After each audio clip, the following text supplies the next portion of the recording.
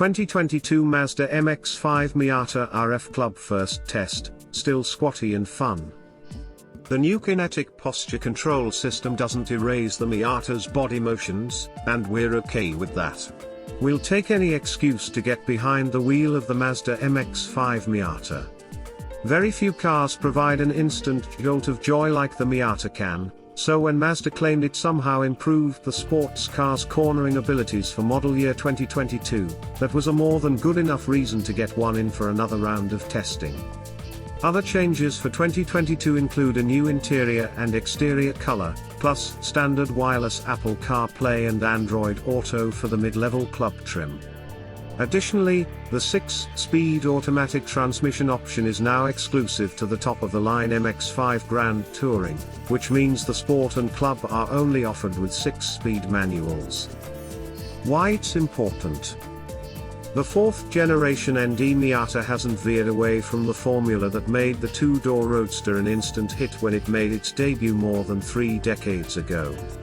Relatively affordable with a starting price under $30,000, the lightweight, no-frills Miata continues to stand out thanks to its unmatched fun behind the wheel, and that it exists at this point essentially in a class of one. The 2022 Mazda Miata attempts to retain its fun-to-drive nature while sharpening its cornering abilities thanks to its new kinematic posture control (KPC) system that aims to reduce body roll by applying the brake to the inside rear wheel while cornering. KPC is standard on all trim levels including our test vehicle, an MX-5 Club RF featuring other performance-enhancing upgrades like Bilstein dampers, a limited slip differential, and Brembo brakes. Pros: what we like. The 2.0-liter inline-4 carries over unchanged, and that's okay. Power is more than adequate and enough to propel our test car to 60 miles per hour in 5.9 seconds and through the quarter mile in 14.5 times, on par with those of the last couple ND Miatas we've tested. The manual gearbox is simply a joy to row thanks to short, precise throws, and the brake and gas pedal placement is ideal for heel and toe shifting. It's been a while since I've driven a Miata, and I had forgotten what a good instructor it is, road test editor Chris Walton said. Everything you do has an immediate impact on what the car does. Throttle application, brake application, steering, every response is always on display. So how about the KPC? In an ideal world we would have had a non-KPC example on hand and driven the two back to back. That said, if KPC was indeed doing its thing, we couldn't tell. There's still a considerable amount of body roll and rear end squat even driving at about 80% of the car's cornering limits.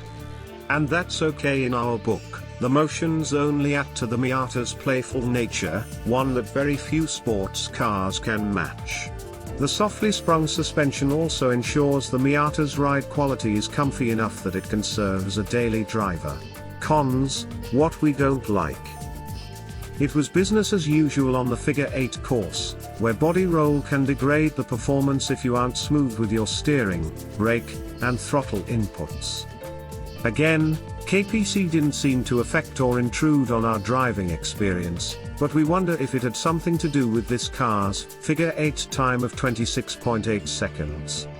That's slower than a 2021 MX-5 RF Grand Touring, by 0.7 seconds, and a 2019 MX-5 Club Roadster, by 1.6 seconds, we previously tested. If it was to blame, which seems likely, considering it involves activating a brake, it would be nice to be able to deactivate KPC in situations where tenths of a second matter, such as on an autocross course. The bottom line. We certainly appreciate Mazda's efforts to improve on the already great Miata, but we wonder if the new KPC system is more change for change's sake than a real benefit.